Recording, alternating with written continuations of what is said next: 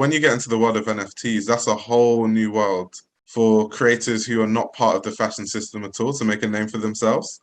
And I'm aware of like some people who have made a name for themselves. So I'm honestly just a big fan, and I'm really excited to see like what people do in the future.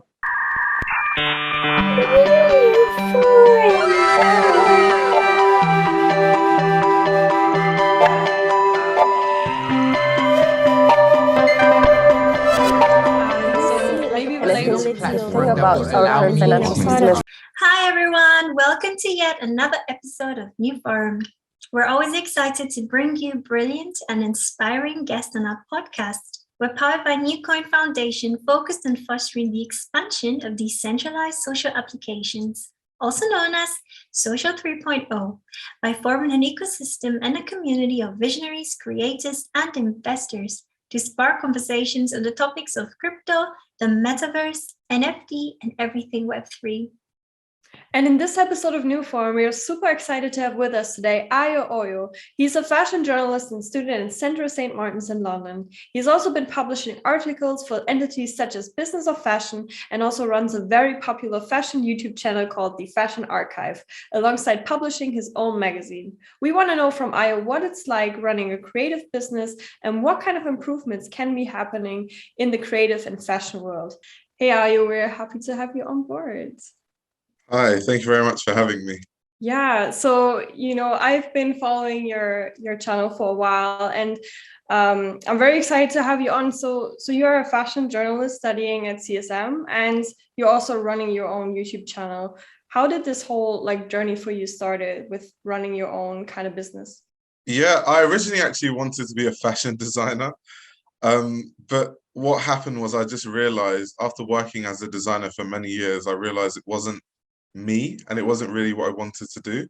Like I knew I loved fashion, I knew I loved learning about fashion, talking about it, but the act of making clothing wasn't really for me. And I sat down and realized, what am I actually going to do in my life? And then I realized the best way is journalism, because I can still talk about fashion, I can still work in fashion, but I don't have to make clothing. So that was kind of how I got started as a journalist. And at the time, I don't know why, but I just thought, I'm like 18, a black boy. The industry at the time, it looked very white. I didn't know any black fashion journalists at the time. So I was thinking, it's probably going to be a hard industry to break into. So the best way to do it is I'll just make my own YouTube channel and share my opinions on fashion. So at least people know, like, I do my research, I do know what I'm talking about. And maybe that way I could break into the industry. And luckily, a few years later, it worked. Yeah, you have so much educative content on there, and I know we talked with a designer from Canada who was also mentioning your channel as like his inspiration source and learning for things. And so that's really great to have you on and just kind of show that side. I think is really cool today. All sounds really amazing, and I'm pretty sure there are like a bunch of people who are inspired by your journey and by the work you're doing. And you seem to have like a diverse audience, people who are like, I guess, probably following you and kind of like watching what you're doing and how you're evolving and all of that. So I'm just like curious to know, what are some of the difficulties that I guess you face, or as well as like maybe people in the similar space that you've interacted with, like creators or YouTubers, face when it comes to monetization and value creation? Well, luckily, I don't think we face the same problems that, say, a traditional journalist would. So, for example, if you're a traditional journalist and you work for a traditional publication, that publication will have sponsors. And so you can't be critical about those sponsors because you're literally going to cost your employers money. So, for example, if you're a writer for ID and Prada has paid like $1 million for some massive editorial, well, then you can't be very critical about Prada, can you? Otherwise, you'll be in serious trouble. Because the companies are going to be like, why are you saying negative things about us when we're literally paying you money? Whereas I think doing what I do, I can be a bit more free with my opinions. So I wouldn't say there are too many challenges. I'll say the only major challenge really is the idea of like having to do so many things at once. So if you're just a journalist, you just write. Whereas if you're making a YouTube channel, well, you have to write a script, then you have to speak, then you have to film, then you have to edit, and there's all those different things. So yeah, I think that's what makes it hard. Yeah, we know that. We know the struggle with, the editor and all these things. Everything. And also like always like coming up with fresh content to keep your audience engaged. I think it might be I know Joy was telling me like, oh, he knows everything about fashion. We have to be ready. And I'm like, oh. And that was like really interesting. So I think you're definitely doing your homework, and I think it shows for itself. So that's really awesome. And yeah, you have a very, I would say, like niche audience. I don't know, like it seems like, they're very educated themselves and they really care about the fashion world and, like design. So funny fact, like the guest we had on the other day, he said, oh, like the fashion archive could benefit so much from like social tokens or having like models like that. What do you think about, other ways to branch out like that? That's quite interesting. I haven't actually thought of that. I think the main reason is because I'm still in school. And the issue is like if I do too many things, then like my degree will suffer. So luckily I only have 1 year left. But once I graduate, I'm gonna start exploring different options, definitely. Yeah. That's kind of like what we care about. Like we care about like how creative people, like designers, artists, and musicians can run their brands and expand kind of in the Web3 space. So it's really like interesting to hear all of these new models that people come up with and how they can interact with their fans differently through NFTs, through social tokens. And I'm wondering, like, obviously you going to CSM, you probably see a lot of upcoming fashion designers or fashion design students. What do you think is like the main issue when they come out of school and they want to start their business? Like, what are some of the issues that like the business itself faces? Oh, that's a really good question. So the weirdest thing about going to fashion school is they don't teach you anything about business. So I almost feel sorry, especially for designers, because they just teach you about how to design and how to be creative. So you come out of school and you're an amazing creative, but you don't have a clue about running a business. You don't even know anything about running tax. You don't know about, finding a sort of framework to how do you have to keep all your receipts so you can write it off tax, all these things. You don't learn any of it. You don't learn about manufacturers. You don't learn about like PR. You don't learn about all the different things that you actually need to have a successful business. You just learn how to design. And this is why a lot of designers, because in the UK, luckily we have a good framework of there's like the British Fashion Council. So they have so many awards and all these prizes like the GQ Fund or initiatives like Fashion East. But a lot of times what happens is because students aren't good at business, they'll go through these awards, win these awards, make loads of money. And then 4 or 5 years later, the brands close down because they never really learned how to run a business properly. So I'd say that's a major issue when it comes to fashion school, especially where I go, St. Martin's. Like there is absolutely no teaching of any form when it comes to business, which is really bad. That's interesting. I was just thinking, like, isn't there like a course about like business of fashion? Or you have to specifically, I guess, sign up for that to be able to get that Yeah, education. I see. exactly. Yeah, because I was just thinking about when I was in college, I remember we had like a few classes on business, but then again, it wasn't like it wasn't in depth, right? And I think this is like a general thing. It's not even just with fashion. It's like in the education system, I feel like there's not much about that, right? And most of the time people learn it while interning. Like I learned a lot about these things while I was interning in New York, right? Like it was more like the real world experience. Or while in school, like you said, it's really like limited to designing. You get out into the real world and you're like, oh my goodness, like and it kind of hits you. So I think like that's interesting points, and I just wonder how that can be like how can that be fixed, and I don't know if maybe like some of these web3 tools can solve these kind of issues. Also, like talking about Web3, what do you think about like technology in terms of like blockchain, NFTs, how can it like exchange for fashion brand management and also like empower individual creators? I mean, we touched a bit on social tokens, but if you have any thoughts on that, that would be great to hear. Yeah, I'm a big fan of NFTs actually because it's becoming such a big thing. We have courses on it at university now, which is quite interesting. So we had to do a project where I specifically made a platform in the metaverse that essentially is a fashion library. So in the metaverse, you can walk into the space and there are like books that you can read in the metaverse. It's quite interesting. But yeah, so I'm a big fan of the metaverse because it opens many opportunities. And going back to NFTs, which is obviously very linked to cryptocurrency, just think it's an added opportunity because unfortunately, the way fashion is now, there are like gatekeepers who control everything, like Vogue and the Chanels and the LVMH brands and all that sort of stuff. But when you get into the world of NFTs, that's a whole new world for creators who are not part of the fashion system at all to make a name for themselves.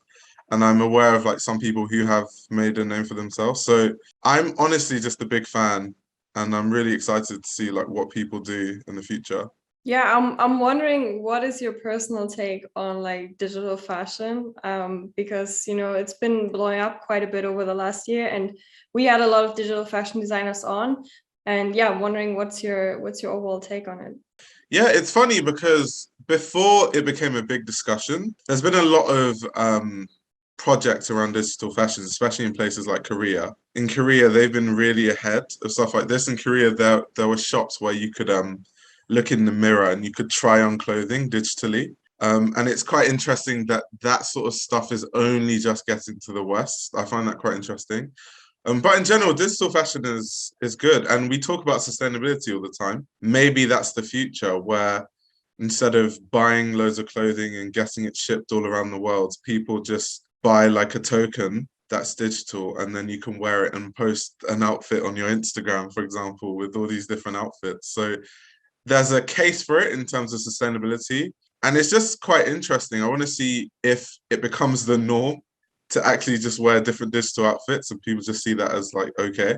Yeah, I think we had this critique of somebody saying that, there's quite a difference between how it looks like and how, the traditional fashion design is really like, people who are in the space are passionate about the clothes. So the difference, you can see it still. So I don't know, what do you think about like, does digital fashion have like a different kind of niche or aura, or is it gonna, because for me personally, I feel like I love some of the designs. Like I think it was Louis Vuitton had like a filter on their runway somewhere, the last show, and but it doesn't feel like the same when you look at it. Like yeah, I'm wondering what's your take on that. Yeah, I mean, at the end of the day, clothing is a physical product at its core. So yeah, it's always going to be different. I think it's just a different audience and it's a different type of person that will be interested in it. The type of person who is obsessed with archive fashion and goes to archives and looks at the seams closely is probably not the person that's going to be wearing digital dresses. I think it's just a different audience. Yeah, that's true. And I'm actually wondering like what like in terms of like your audience, have you had such conversations like with them, like digital fashion and their preferences and like just their perspective or thoughts on all of this? Yeah, so I actually did a really long panel. It was like an hour long about digital fashion, and it was almost like me and like 20 other people going back and forth on like pros and cons, which was quite hilarious. So there were arguments for, there were arguments against, like there were arguments for the sustainability of it, there were arguments against it, saying that NFTs actually um, are unsustainable because of how much computer power is needed and all that sort of stuff. So it was a really good conversation, actually. I could go into it, but it was quite long. Oh, we need to check it out. We're really Yeah. interested like to hear the different perspectives on that because we all have a fashion background, and I think that like Joy and I we talk a lot about this concept of digital and like fashion has different functions, right? Like he said, it's generally like meant to be physical, right? To touch, to feel, to make, and all of that. And also it keeps you safe, it keeps you warm, and all the functionalities aside, the aesthetic side of it. So even I sometimes think about it and I'm like, whoa, I cannot imagine a time where like everyone, like it's definitely like whenever I think about the sustainability aspect, I'm like, oh yeah, like thinking about like all the exploitation, the supply chain system and all the issues. It's solving like these problems, these issues, but it's just sometimes I can't, comprehend it, but I think like a nice balance will be good, Yeah. Yeah. Yeah, I'm really keen about the things that some of our guests said, like Jeremy Call and these people, like what they're kind of building with, the DAOs around, like what you said, supply management and these things. There can be so many things that can be bettered and with technology, I think, and it's really like I hope to see it really soon, like some improvement with, especially the supply management. Yeah, definitely. And I think like Joy, you said, even Jeremy Kyle doesn't necessarily make digital fashion, but he's found his way to apply the blockchain technology, and he's actively in Web3. He has a DAO and all of that. So it's really interesting. I really like that you don't have to go a certain way to be part of the conversation or to be part of the narrative in Web3. So he's a great like example or use case in that sense. Quickly, I want to know, Ayo, like what are some of the projects and maybe designers and things that you're currently looking at, and yeah, what can we expect from you? Oh, so I'm working on the second issue of my magazine, because it's just once a year. So the last issue, the first one was last year. So that should be a lot of fun. And apart from that, I'm really just working on a big project at university. So those are the two things that are taking a lot of my time. Excited for that. And yeah, like you said, I still have some time in school left as well, so we push through. But yeah, thank you so much. I was just thinking, push through, because Joy and I we were talking about pushing through, because with the education system and everything, a lot has changed, right? You're like just sitting in front of your computer, and for the most part, so we were just talking about that. So yeah, push through. One more year to go. Get it. I'll try my best. Please, yeah. And Ayo, where can we? I mean, we already know that the Fashion Archive on YouTube, but where else can we find you on the social platforms? So you can find me on Instagram at Fashion Roadman. Same on Twitter. My YouTube is The Fashion Archive, and my website is thefashionarchivemag.com. That's awesome. Thank you so much for sharing those. And we will have everything in the description as always. Thank you so much for joining us today. Really, really nice conversation, very refreshing, because we haven't had a conversation about fashion in a while. So this was really nice. Thank you for joining us. And thank you all for being a part of NewForum. If you want to get more involved in our community, make sure to follow us on the social platforms. IG is newcoin.nco and our website is newcoin.org. And we also have a private Telegram group. We'll have all the links in the description. And as always, don't forget to like, share, and subscribe to our channel. And if you guys have any questions, please put them in the comments below and we will be sure to answer. See you in the next episode. Thank you, Ayo. Thank you, Salimi. See you in the next one. Thank you, Ayo. Thank you, Joy. Thank you.